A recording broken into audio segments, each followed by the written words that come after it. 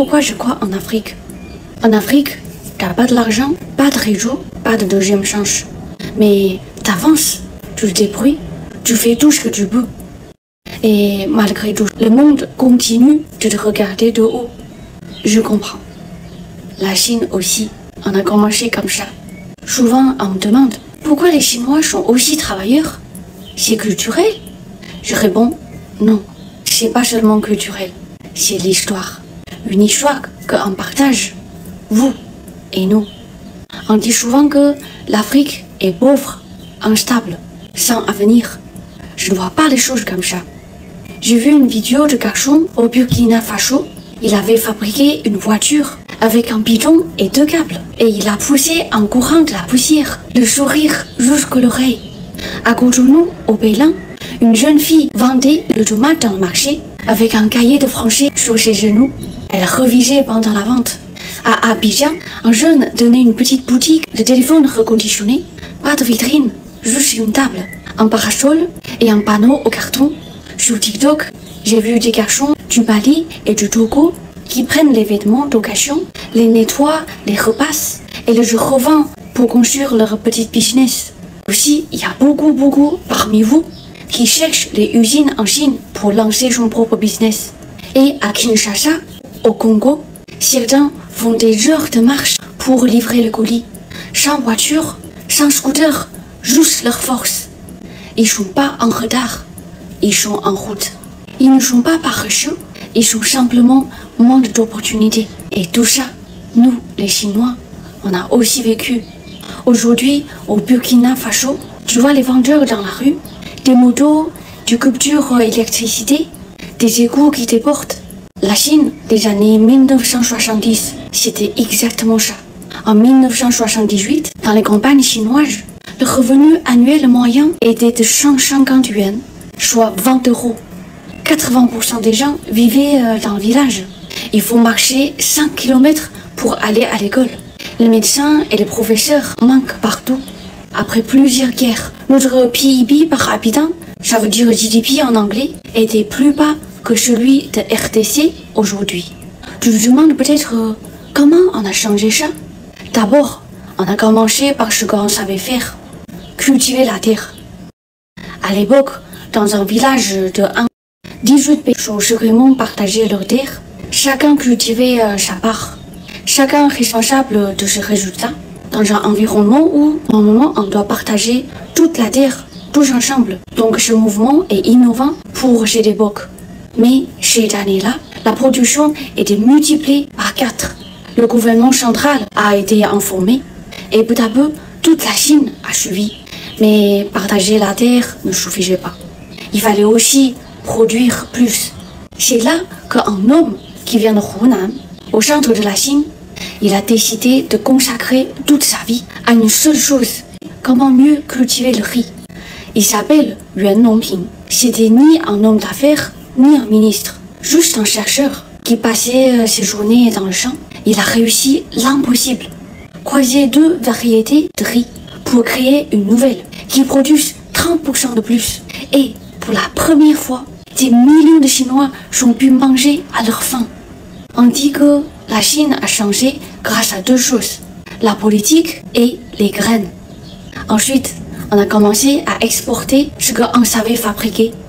Dans les années 1990, la Chine vendait des sandales, des briquets, des jouets en plastique, des pinces à cheveux. On gagnait que quelques centimes par pièce. Mais en vendant des millions, on a gagné des devises. Wenzhou, la ville que j'ai parlé, où il y a beaucoup de gens qui viennent en France, elle est devenue la ville de chaussures. Dongguan, dans le sud de la Chine, celle de jouets et des peluches. Et Yiwu est la capitale mondiale des petits articles.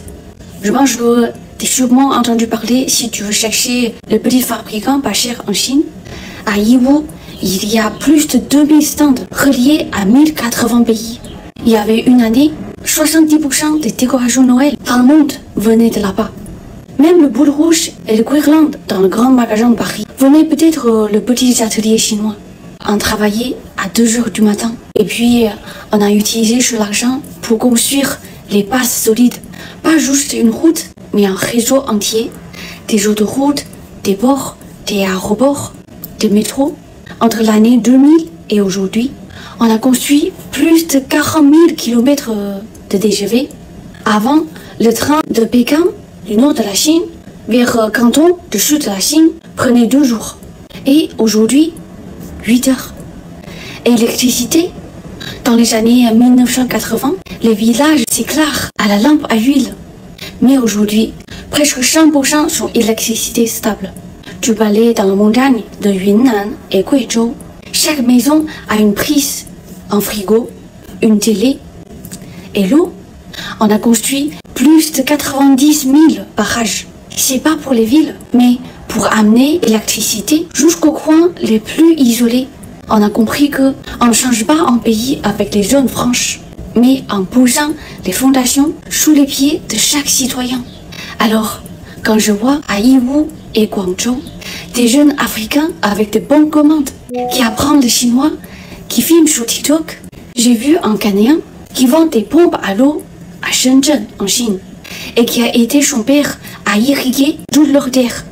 Un Congolais qui envoie des smartphones chaque jour à Kinshasa. Je comprends. Vous n'avez peut-être pas beaucoup, mais vous avez des jambes, des yeux et une tête. Vous voulez construire par vous-même, comme nous, les Chinois. Mais, je te dis, la Chine est puissante maintenant. Pourquoi tu parles encore de tout ça? C'est vrai. Aujourd'hui, on est la 2e économie du monde. On a des trains, des fusées, des entreprises comme Huawei, le téléphone. Mais on est encore souvent mal vu. Dans les médias occidentaux, la Chine, c'est la pollution, la surveillance, la copie. Est-ce que tu as vu un documentaire sur les ouvriers chinois? Un scientifique chinois interviewé à la télé? Presque non. Souvent, on nous voit comme une main-d'œuvre silencieuse, pas comme des gens avec des rêves et des idées. On part étudier, on dit qu'on triche. On investit, on dit qu'on envahit. On invente, on dit qu'on copie. Et même parfois, nos paquettes ont été mal compris ou moqués.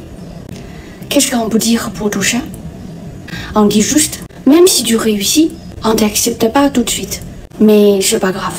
On n'avance pas toujours avec des applaudissements. Alors, vous, mes frères et sœurs en Afrique, la route est dure, mais ne baisse pas les bras. On sait ce que c'est d'être mal compris. Et on sait ce que c'est de gagner sa place petit à petit. C'est pour ça qu'on ne pense pas que l'Afrique est en retard. On dit, vous êtes en chemin. Et même si votre futur ne sera pas le même que le nôtre, je suis certain d'une chose. Il sera bien plus grand que ce que certains pensent et certains veulent vous faire croire. En 30 ans, la Chine a gagné 10 ans d'espérance de vie. Le taux de scolarisation dépasse 96%. On est passé d'un pays colonisé à la 2e puissance mondiale. C'est pas un don, c'est de la persévérance.